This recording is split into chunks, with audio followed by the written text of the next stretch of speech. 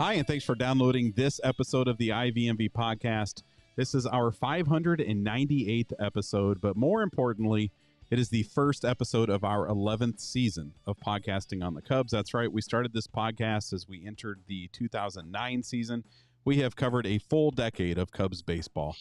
On this episode, we'll get you caught up with all of the news out of Mesa. The Cubs officially have a TV partner, and we'll get into this TV deal and tell you what we know about it.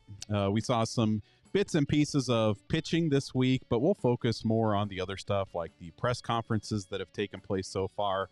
Theo, Joe Maddon, and Addison Russell. We have our first minor injury to discuss, and the Cubs added another player to the bullpen mix. We'll hit on some other topics too. I'm one of your co-hosts. My name is Corey, and I am joined on this episode by one other host of this podcast. And I am not Andy. I am Kurt. Yeah.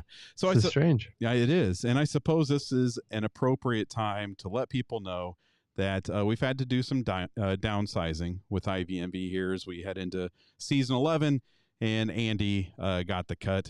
He served IVMV well, but it was time to move on. I mean, I'd like to say it was kind of a mutual decision, but he didn't handle it real well. So he is still in his arbitration years, and we just couldn't come to an agreement, so we had to cut him loose. He's now a free agent. So and he decided to hire Boris, which right a little bit like a slap in the face to us, and and then Scott came in, was like throwing demands around, and we're just like, look, man, we can't afford that. And we worked all off season on this thing, and we figured, but when it came time to push record on season 11.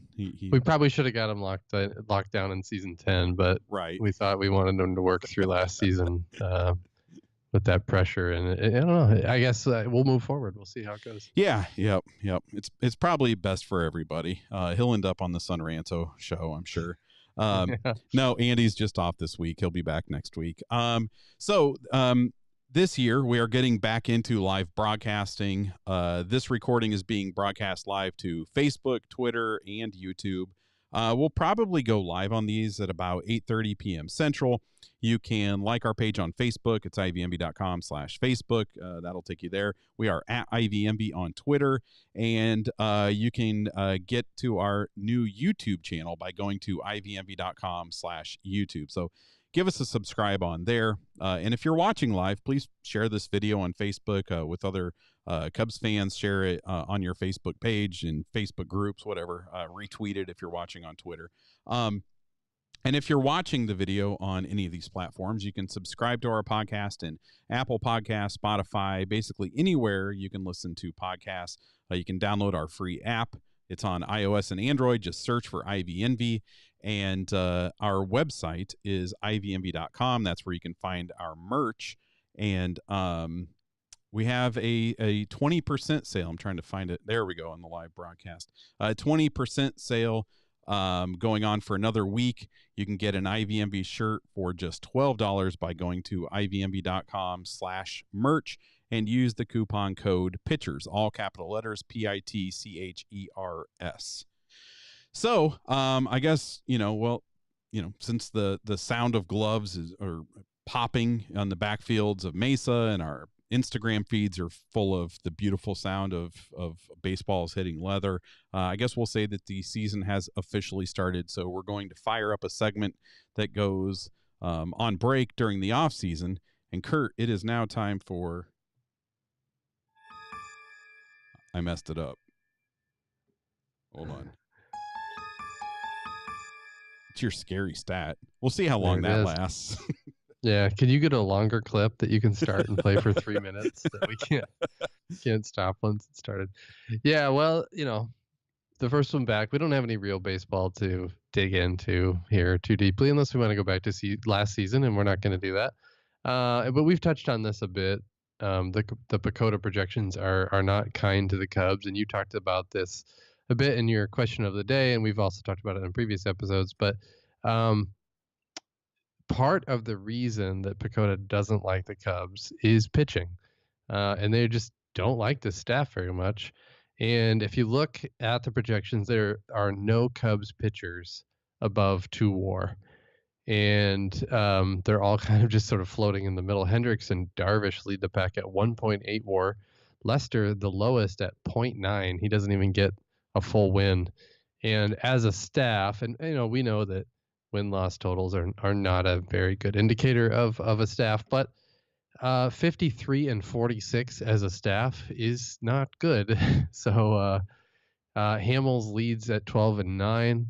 And so you can kind of see that PECOTA just doesn't like this staff. And I think, this is one area where I think we all could agree it could go a number of different ways.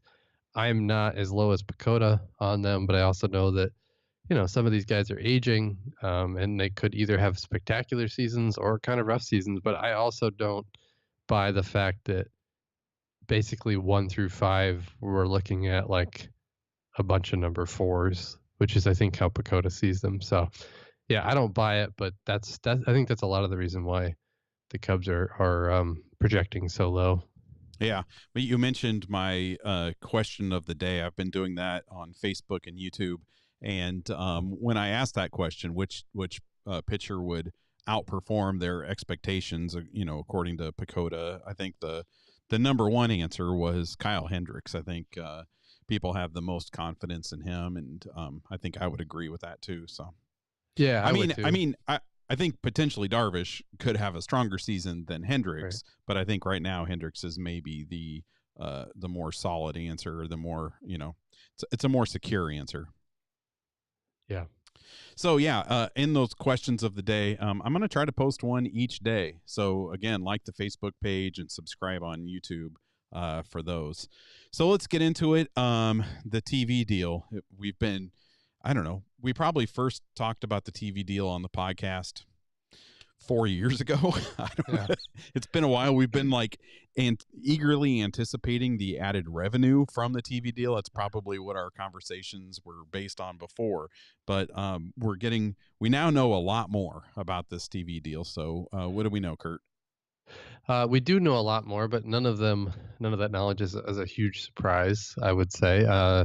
We talked about this before, and basically what came out is what was speculated, what was projected to happen, and they've officially partnered with Sinclair Broadcast Group, and they'll launch a network called the Marquee Sports Network. It'll work in the same way as a lot of other deals, like the Dodgers, for example, where the Cubs have their own network, and then they have to negotiate with different carriers, cable networks, to carry that and then pass that cost along to the subscriber, being you, or whoever you steal your password from. But and of course there is a bit of controversy around this deal with Sinclair. Sinclair is aggressively purchasing local TV stations, and that I suppose could be seen as a not having anything behind it. But I think there's always a reason for something like that happen, and they aren't really known for their most unbiased news reporting. And they're currently a very kind way of putting it, Kurt. Yeah, I don't. We've touched on plenty of controversies. I'm just gonna float that one out there and let you judge it as you will. But they're the largest owner of TV stations in the U.S. They have 193 stations.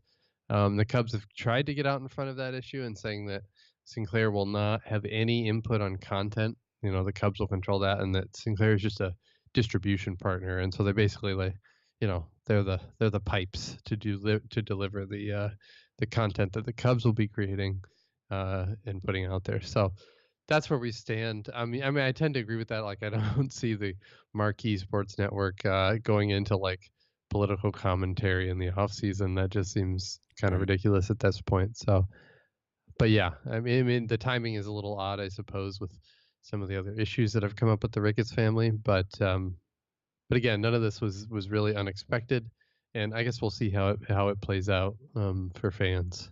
Yeah, and it's a big change, and I think change is tough for everybody. I get the complaint that Cubs games will no longer be free over the air in Chicagoland.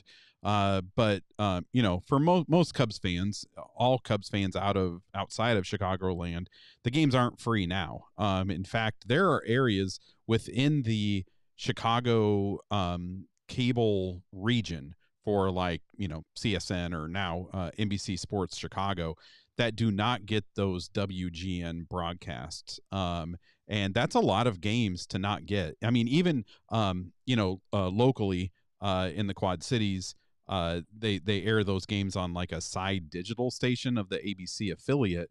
But, like my parents, my mom had to go buy a digital antenna to be able to pick that up because she doesn't have any other reason to watch those stations, and it doesn't even come in that well. And so she just doesn't really watch those games because I've been over there. They, even with the digital antenna, it looks bad and it's not a good broadcast. And so, it's a lot of games to not get.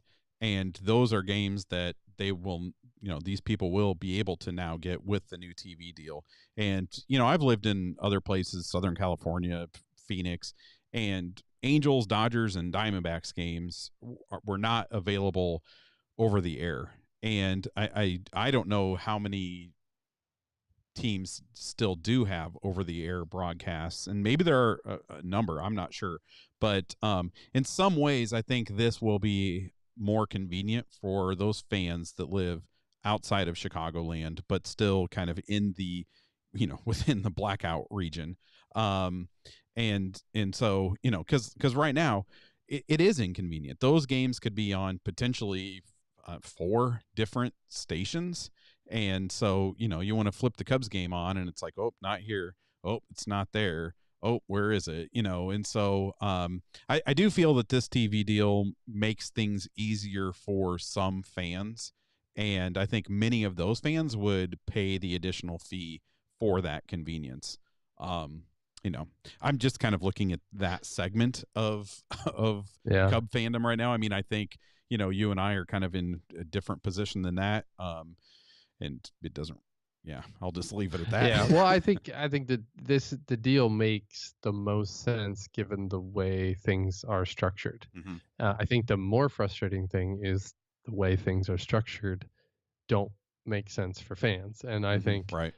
There's a lot of reasons for that. The blackouts, the MLB controlling streaming, and to me it just prolongs this lock that traditional cable networks have on live sports.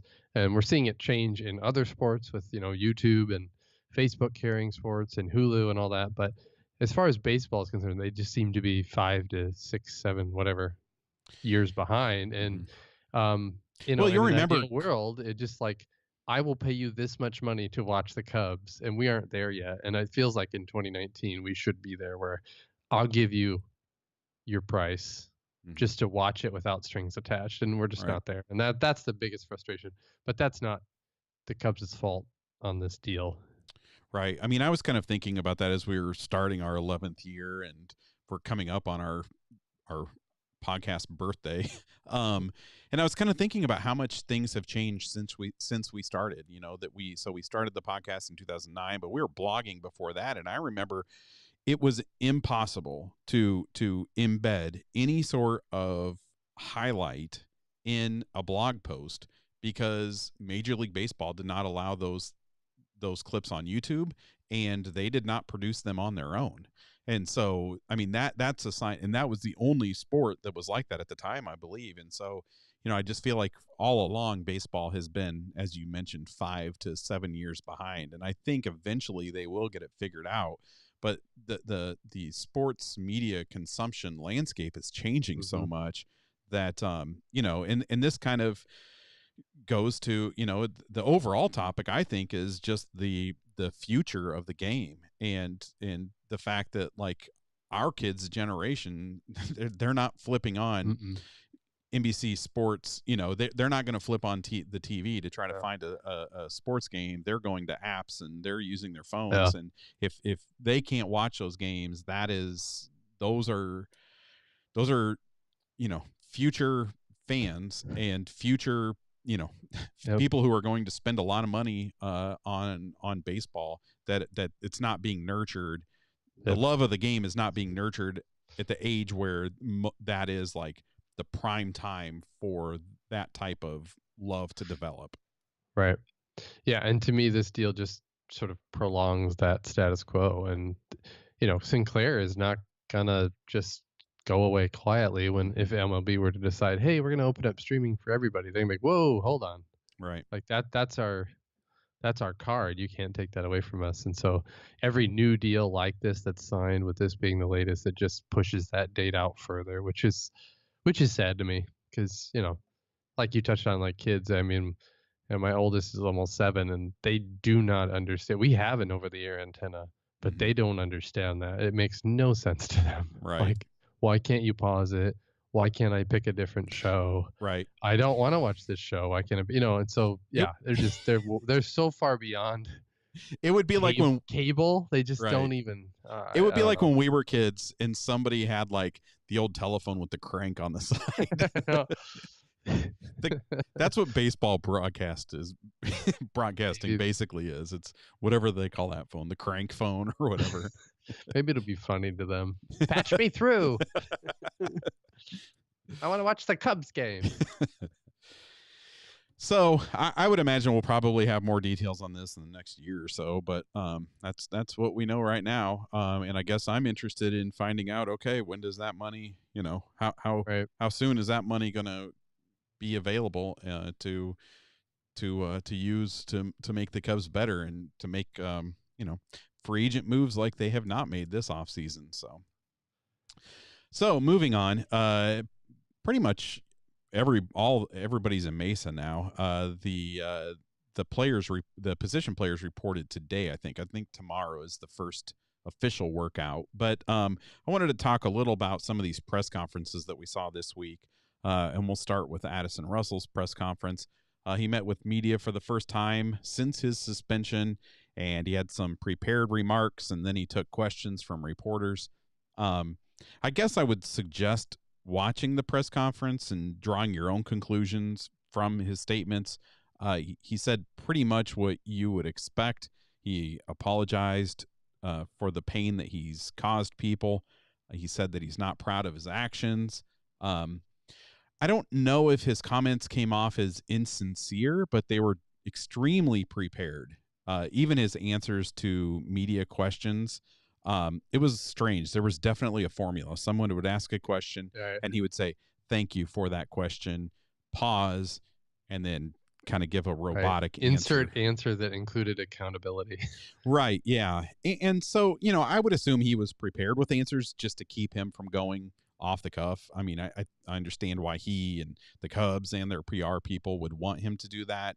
But I think when you do that and you play it that safe, you're kind of sacrificing some sincerity. When you are that prepared with answers and deliver that information in kind of a cold and emotionless way. And so, we don't need to relitigate the whole Addison Russell situation. Like it or not, he's on the team. I personally don't like that at all. I think that this was the only press conference that Russell will probably have on the situation. I think, like most PR issues with the Cubs, it was kind of a half-hearted response done only out of obligation, and in their minds, it's been addressed, and now the situation is behind them for Russell, and it's time to move on. And I think there's, unfortunately, there's a large portion of the fan base that isn't satisfied with any of this, and I think to demonstrate a disconnect between the Cubs and that portion of the fan base, although Theo did acknowledge that portion of the fan base, and I'll get into that later. But I think that Joe Maddon's statements on everything kind of demonstrates that disconnect. Yeah, and I think, Joe's not always, he's not a prepared statement kind of, press conference guy. And so there's that. But then there's also the times when he just comes across as like, whoa, have you not talked to a real person ever? And this, I think, could fall into one of those, into that category. And, he did talk about the Addison situation, and his quote was, I give him a lot of credit for that. I thought his answers really addressed the situation well.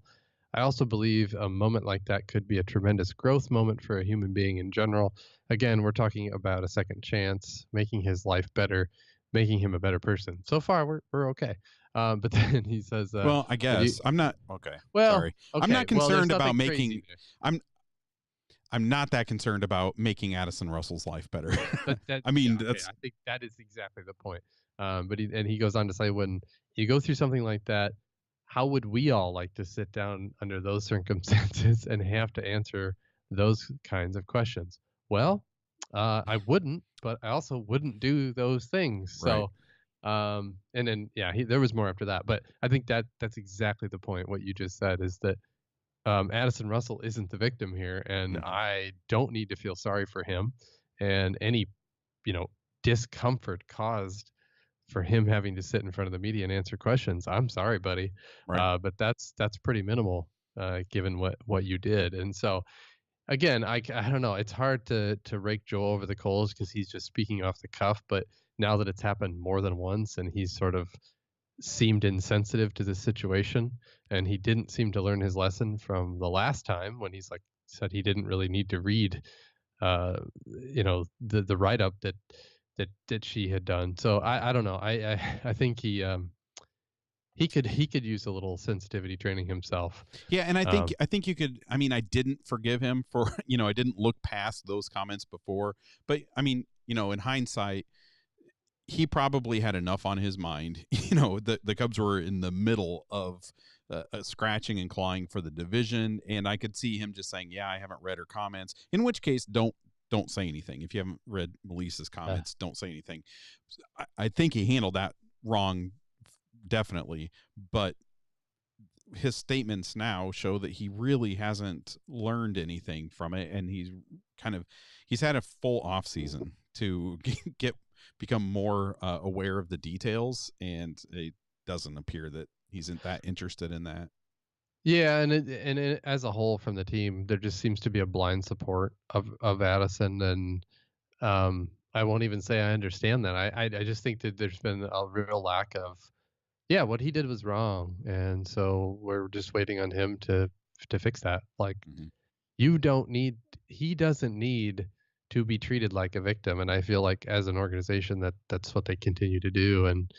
Um and I guess I could buy into some support, but I can't buy into you know Yeah, coddling him. and I think we get a little bit more of that from Theo.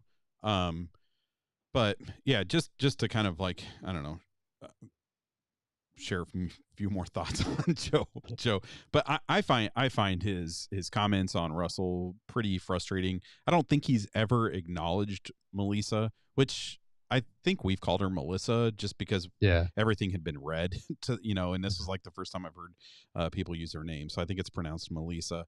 um and, again, remember what he said when those details were first published. He said that he hadn't read her statements. Everything Joe has said has been about Addison Russell, I feel, has been extremely complimentary. And it's not only tone deaf, but it's also kind of concerning. And I think that, and I'll talk about it here in a few minutes, but I think Joe would benefit from the training that the Cubs are having everyone go through. And based on his comments so far, I think he could learn a little on how to address these situations. Yeah, absolutely. And then further, there's the new slogan, which this year's "Own It Now," and I think if we look at it from a baseball standpoint, it seems like a response to the criticism that the Cubs, maybe didn't play with the urgency at different points last year in the 2018 season, and that ultimately led to them coming up short. And so, from a baseball standpoint, that makes sense. Like, when you're in the middle of April, own it now. Go out there and win, and if you lose, own it. All that, like, I get it. But I guess put against the things we've just talked about, it does feel a little like there's some disconnect there, and you know, so own it. Joe, own it now. Like, people are people, and make mistakes, and so I don't know. It's hard to mesh the off the field stuff with the on field stuff, but I don't love the slogans, but I guess whatever. I'm fine with own it now, but Right. Yeah. Um, Yeah, I in the I watched the press conference with Joe and Theo and Jed. And on one hand, kind of looking past all of the things I didn't like about the things Joe said, at the same time, it was refreshing to hear Joe talk about baseball strategy. I kind of was reminded how much I enjoyed here, like when he was first hired by the Cubs in that opening press conference. And it was just such a stark difference compared to everything we had known for our entire lives as Cubs fans, as to the types of things that a manager said and talked about. And I think it's been a long and miserable offseason. And I think that the miserable offseason didn't really start with the wild card loss. It started in early September, really. And I'm not saying that games are going to make me forget about everything I'm unhappy about. But I really do need actual baseball in my life right now. And when Joe talked about the offense and coaching strategy and things like that, it did lift my spirits a bit. And I realized, like, man, I need baseball. And that's not to say that like baseball is going to just make me forget about the things that I'm unhappy about with the Cubs right now. But I guess it's just like it's an element of fandom that we have not had during this really miserable stretch for a lot of people, and I'm ready for it. I need it. Yeah, I think I'm there, and I've talked about this a bit, but I guess I still don't know where I'm going to land on just watching baseball and allowing it to be just baseball. So I hope I can get there, and but yeah, I do think that's kind of fun if we can get away from all the heavy stuff. Yeah. But then there's this like little voice in your head that says, yeah, but you can't just walk away from the heavy stuff because you like baseball. So right. Yeah. And I'm right there. And I think, I'm not like the authority on this at all. I'm just talking about myself. I think it may be possible to compartmentalize things. I don't know how much of that we should do, but I need just a little taste of baseball. Yeah, and I'm with you too. And that comes from too, like the little kid in you that like, right. I don't know. And I see my son too. Like he just loves baseball. Like we love baseball. We like to play baseball. We like to watch baseball. And yeah, I'm there. I have that itch too. And I just wonder, can I scratch the itch without all the tearing other off the baggage scab. coming with it? I know. Without making myself bleed. You scratch the itch and it's just tons of pus coming out. Oh, gross. It's definitely an infected wound. So let me talk about the Theo's part of that press conference. And if you haven't watched it yet, I'd encourage you to do it. It's like 40 or 45 minutes long, but it was interesting. So let's start off with his comments on Addison Russell. Theo said that this situation is in the bottom of the second inning, which but then Joe talked after him, and Joe had moved it up to the top of the third. I think Joe just cannot wait to be done with this game to be done with. But yeah, Theo said that the Addy situation is in the second inning. And Russell, he said, Russell's been given a conditional second chance. Theo said it's a conditional second chance that involves him becoming a better teammate, person, citizen, and father. Theo said that Russell has taken to heart all of this to heart and has put a significant amount of work into it. He's seeing a therapist on his own, and in addition to the mandated therapy, he will be a full participant in spring training. And as long as he meets the standards the Cubs have given him, they will support him. Theo said that Melissa is the victim, and the Cubs will continue to support her and give her the resources she needs. So every employee in the Cubs organization, everybody that's employed by the Cubs, it sounded like, will have gone through a domestic violence training program by the end of spring training. They have also added an elective healthy relationship training for the families of players. The Cubs have engaged with groups to prevent domestic violence, And I guess that's in the form of training and then also financial support to those groups. And Theo indicated becoming a small part of this. They wanted to become a small part of the solution, and that was not a hollow promise. He said that he understands people who have been critical of how the Cubs have handled it. He knows that every action sends a message. He said Addison Russell is held to a very high standard, and the route they've taken is more nuanced. We've heard in the offseason that Theo and Jed have worked harder than they have before. And, I was kind of thinking about that. I mean, moving on, I didn't really transition out of the Addison Russell stuff. So that's what he said about Addison Russell. And we'll kind of come back to it when we get to the Joe Ricketts emails. But, he said that they have worked. We've heard this in the last couple months, that Theo and Jed have said they've worked harder than they ever have before. And I think if you look at off-season transactions, that work doesn't appear to have been related in any way to either acquiring free agents or acquiring players through trade. And then based on his comments in this press conference, it sounds like they have put a lot of effort into fixing things internally and working with players to get them motivated and in the right mindset to avoid a result like they had last season. And I think that this stuff, this Addison Russell stuff, I think is another thing that they've probably spent a lot of time like figuring out, okay, organization wide, what are our actions going to be? And I have no doubt that does take a lot of work. And so I don't know, is it fair to say that Addison Russell has been a pretty big distraction? I'm not going to blame inaction in the offseason on him, but I guess I would say that he has added to the list of tasks that Theo and Jed have to do in their staff. But also, I think about with, like I said, getting the team in the right mindset, with their motivation and everything to avoid last year's result. On free agency, he said they're still in touch with free agents and their agents. He hinted at another bullpen arm, which that was before they signed someone. We'll get to that in a few minutes. He also said that he thinks things will improve for free agents in the next collective bargaining agreement. He said there's been no animosity between Cubs players and the front office with these things. He was asked about increasing revenues for owners and then stagnant player salaries.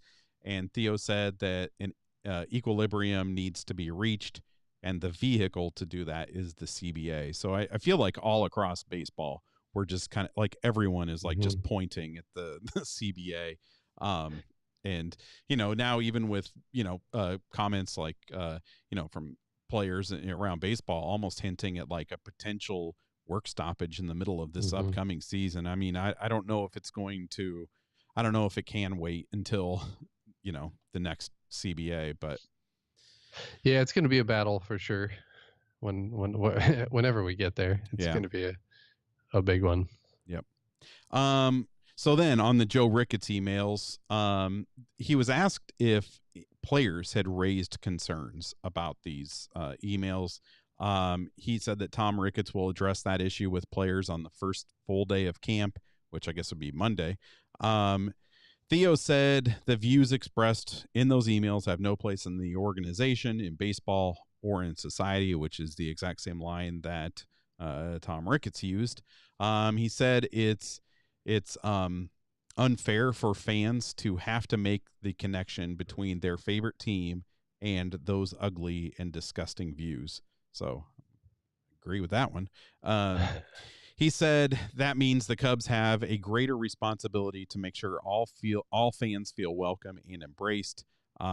He said that baseball is a great vehicle to get outside of a bubble and understand and respect everyone's backgrounds, so that the Cubs do stand for #everybody in.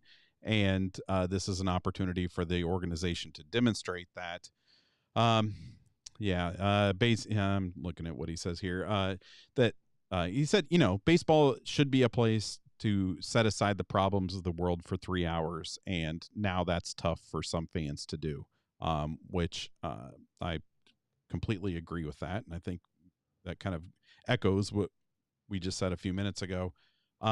And I think the Cubs do have some work to make this happen. He knows that. He said, when it comes to actions, they don't want to publicly share everything and make a big show of it, that they want to do the work and let their actions speak rather than the talking points. And he drew a connection to the Addison Russell / domestic violence situation and says that the Cubs are more interested in actions than words right now.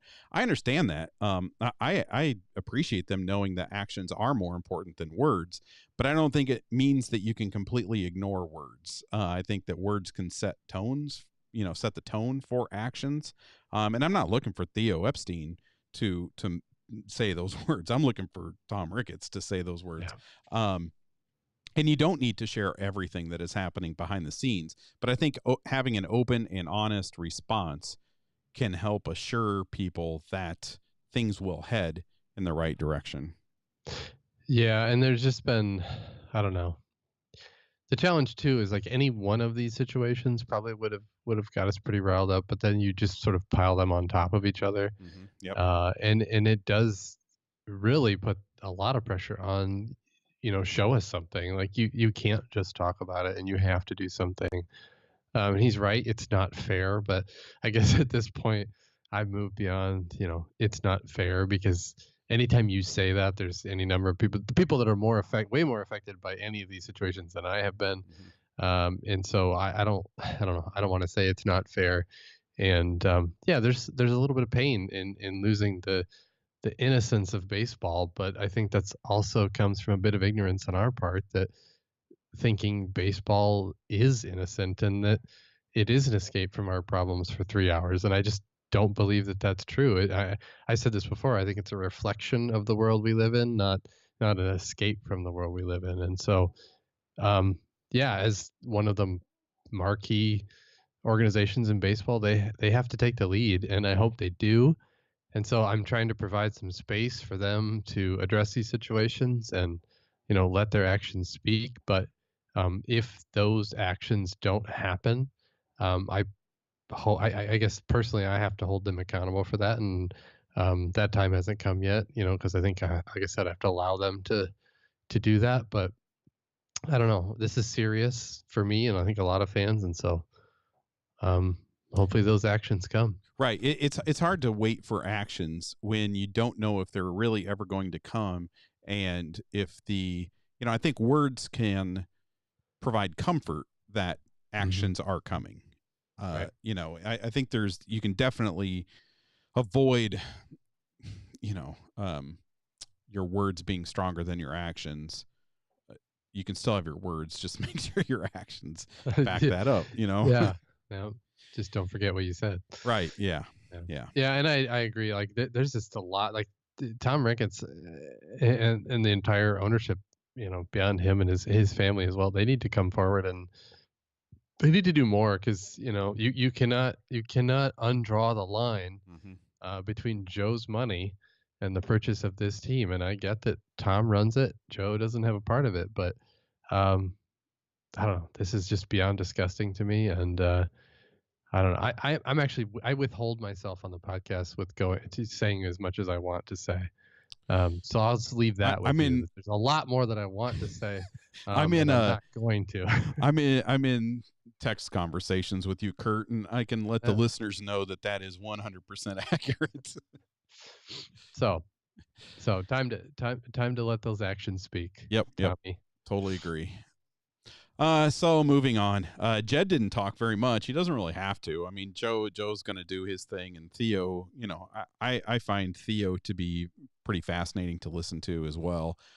So Jed doesn't really say much, but he did talk about Javi Baez.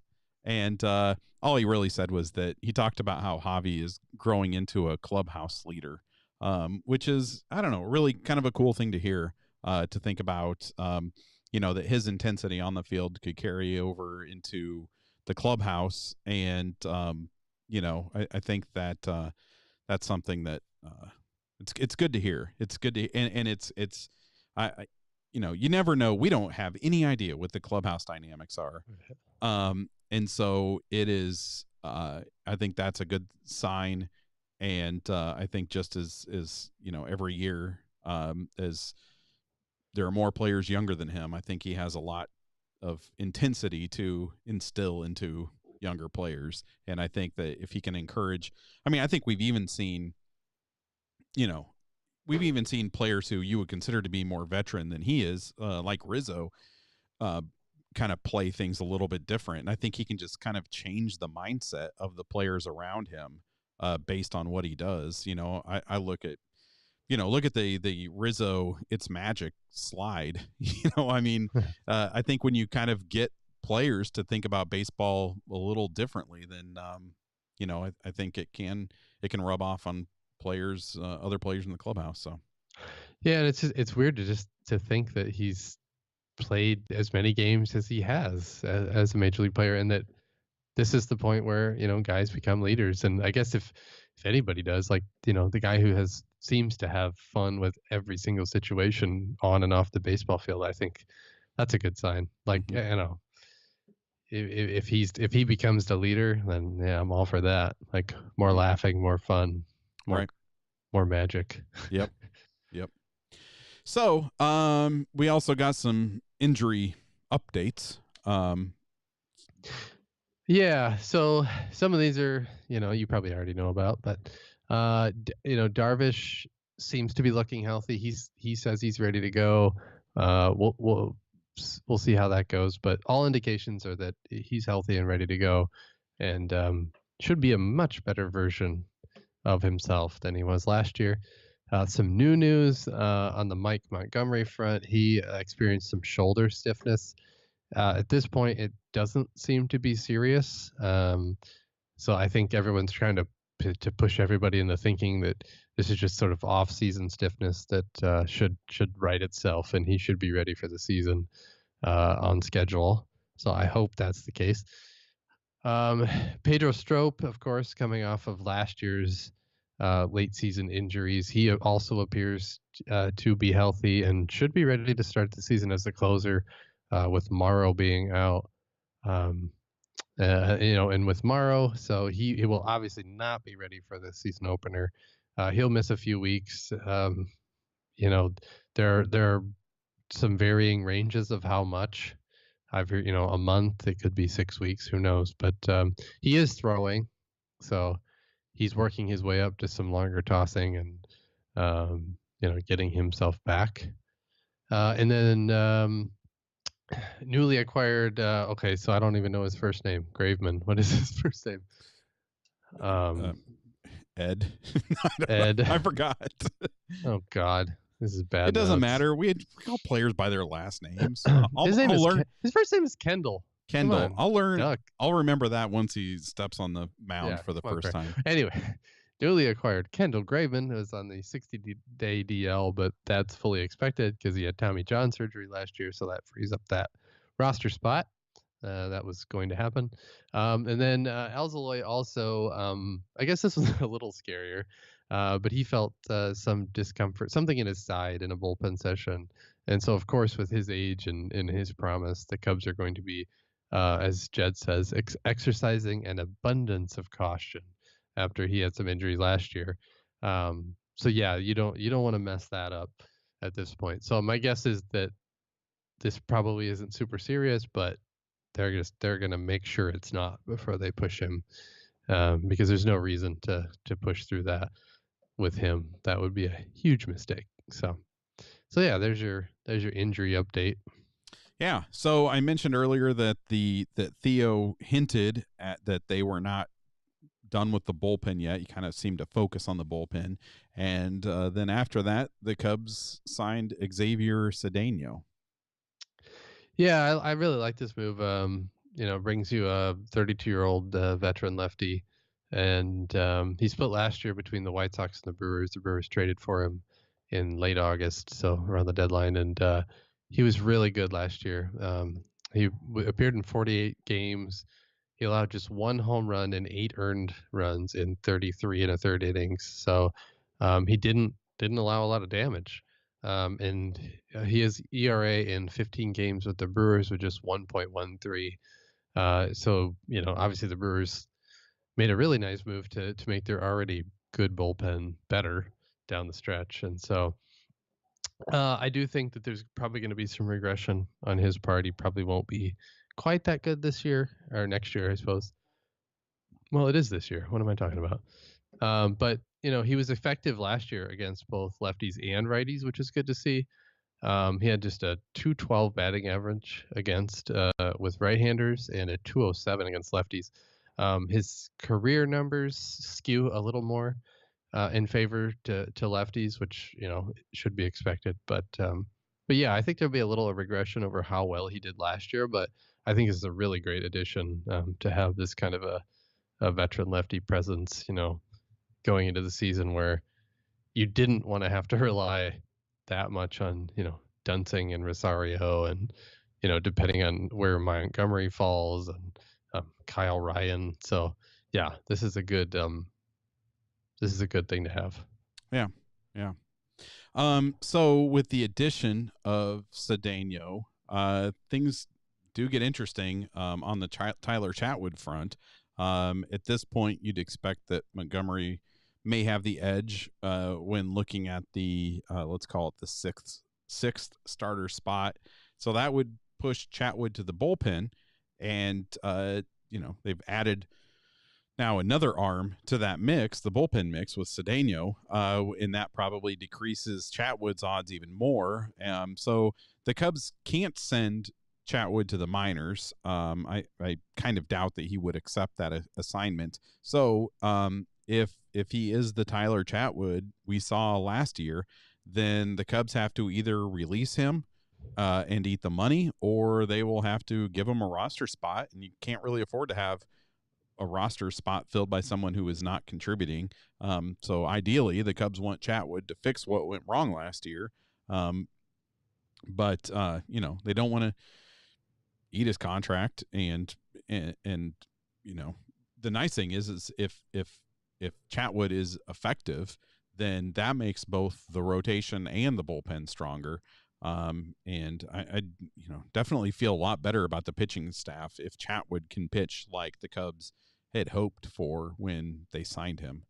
But and little sneak peek, Tyler Chatwood is the topic of tomorrow's Monday's IVMV question of the day on our Facebook and YouTube. So, well, here's my answer: no. I don't even know what the question. The question is, I forgot how I worded it. I guess you'll have to find out tomorrow, Kurt. I've already recorded it. It's scheduled. I'm done. I'm done with it already. I've moved on. No. I don't care. I got Tuesdays done already too. I'm just. It's Wednesday in my book right now. So, and then like we have ended every episode recently. How about some Harper Cubs rumors? Yeah, this is fun, isn't it? Well, the latest, there's been some conflicting news, but originally it was that he had made a decision and it was the Giants. Recently, it's the Phillies being the favorites, blah, blah, blah, whatever. But there is a cat on Twitter named Charles that says that the Cubs want a chance to match any offer it's given to Harper. I still read into that Harper's not going to take a short-term deal, I don't think. Mm-mm. And it seems really unlikely the Cubs are going to spend $300 million. But we'll see. I guess what the Cubs are hoping is that the Giants and Phillies do make him that short-term offer and that they can say, oh, okay, we can do that. Yeah. And I think that indicates, too, that there's some interest on his part to play in Chicago. Otherwise, why would he allow them to match that offer? So I think there's some good news there. I still don't have a lot of confidence that this is going to happen, but there's still some little tiny bit of hope that it could. Yeah, I just can't. I'm having every day it's harder for me to see this happening. I still just cannot see him taking one of these shorter term offers. I just don't. Unless, again, if you look at the numbers, he could take a 4-year deal. and then re-enter free agency as a 30-year-old, and that wouldn't Right. be a horrible thing either. So After a new under CBA a new too. CBA. So I guess that there is some logic in that, but yeah, we'll see. Yeah. I think by our next episode, we will know who Bryce Harper plays for. I hope so, because I just don't. I hate rumors. And if it's the Cubs, we are doing a bonus podcast. We are going to do episode 399 and 400. Yep. We're going to split it into 2 files, and that's how we're celebrating. I mean, not 399. I'm shorting this. 599 and 600. Yeah. I just took away 200 episodes from us. You just took away like 3 years.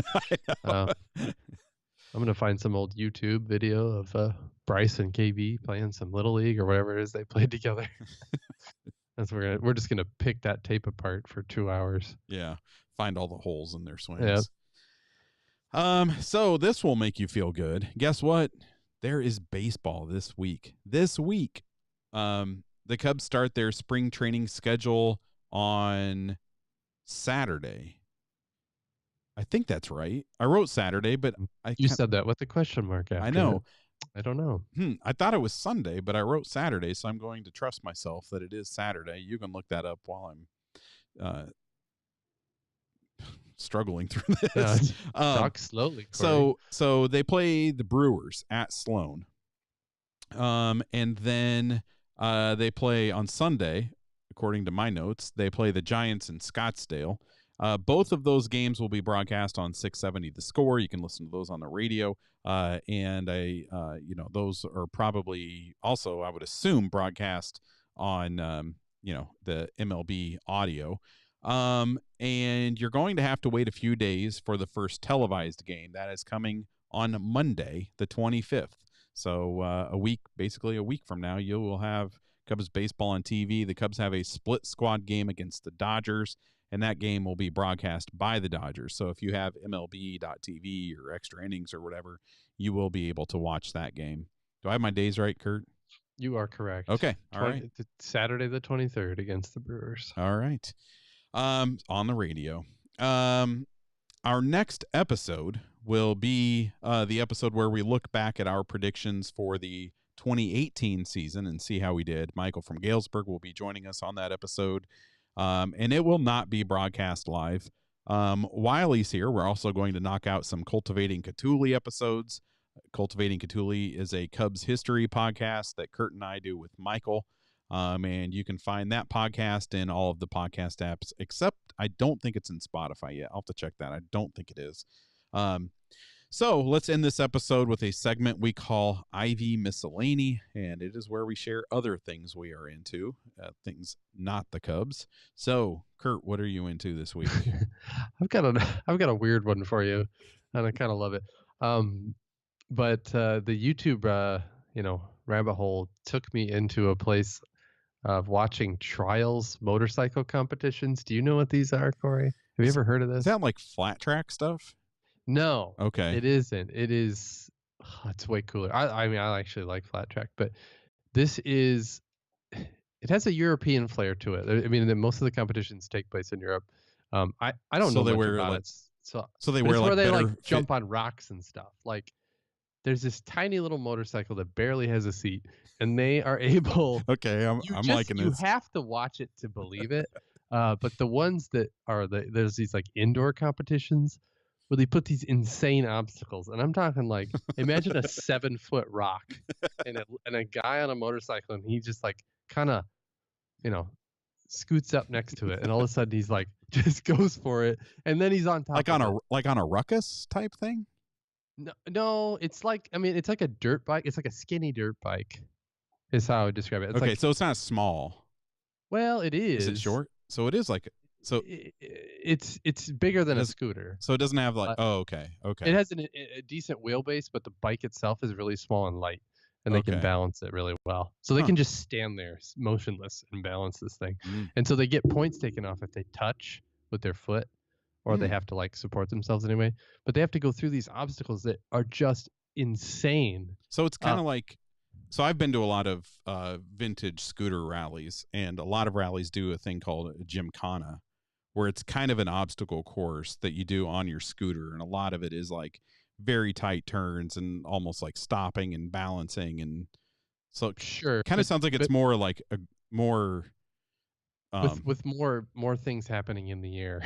Like, I mean, you really just have to watch it. I mean, it's almost indescribable how insane it is. That I think it originally started outdoors. So like, I'm going to go up this hill with a bunch of rocks and I'm going to hop up it. right. But then it sort of transitioned into like a stadium sport where they put, man-made obstacles up, where they go over stuff. And it is wild. It is so entertaining. And I've watched several hours Are you gonna of it. And I don't know anything about it. This is something that's totally new to me. So I'm sure there's somebody out there that knows about it and is just like fuming at my horrible explanation of it. But yeah, go check it out. It's called, I could be actually saying the name wrong, but they're called Trials bikes. I think there's a bicycle version and a motorcycle version, but just look for. Are you going to start a Trials motorcycle competitions podcast?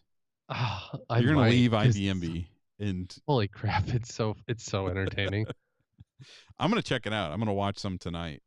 Yeah, it is. Yeah. And YouTube is like, whoa, you're really into this. And it keeps feeding me more stuff. Is it something you can like vibe to? I think you could, yeah, Okay. because your mind will be exponentially more blown. Okay. When you see a guy jump up on like a 6-foot rock on a motorcycle, you're gonna just All right. Yeah, it's wild. I'm gonna watch some tonight. Yep. So I've got a good vibe. Mine's a good vibe one. Vibe Ivy Miscellany too. On Netflix, there is a National Geographic documentary called One Strange Rock. It's a series, and it's narrated by Will Smith, and it's with 8 astronauts who kind of share their unique perspectives on Earth. And I've only watched the first episode. Totally fascinating. In fact, I watched it. Instead of moving on to episode 2, I just watched episode 1 again. So I've watched episode 1 twice. I told Tanya, I was like, you got to watch this. It's so good. And I would assume the whole series will go in the same direction as this first episode, but it just shows how incredible Earth is. I loved it. It's a great show for, kind of taking your mind off the stressful things in life. As you would expect, it's National Geographic, and, the footage is amazing. So if you're into any of those nature science documentaries, I think you'll like this.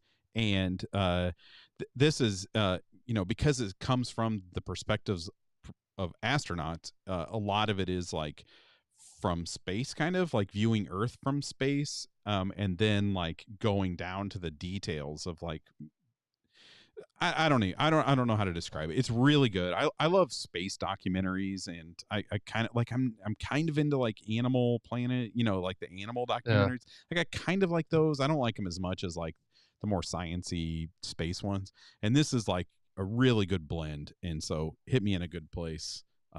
So check it out. It's called One Strange Rock. Yeah, I'm definitely going to watch that one. Yeah, it's cool. It's cool. All right, so that will do it for this week's episode. It was brought to you by all of our Patreon supporters. We have 2 new contributors to thank this week, Stuart in Blackrock, Ireland, and Mike in Chicago. So thank you to Stuart and Mike. It's awesome to hear from a listener, on the Green Isle. If you like what we do and you'd like to help us keep things going and improving, you can support the podcast on Patreon. Pledging levels start at $1 a month. Hopefully that's pocket change for you. And there are perks at every level. You can go to patreon.com/IVMV. That's patreon.com/IVMV or ivnv.com and click on support the podcast. Don't forget about the sale on our merch right now. You can get yourself an IVMV shirt for just $12. Go to ivnv.com/merch and click on, I don't know what I was saying there. Click on... That will on take the you shirt. directly click on the shirt that you want, or the coffee mug, whatever you want. So thank you for downloading and listening. And if you enjoyed this episode, tell your friends who are Cubs fans about our podcast. And until next time, go Cubs.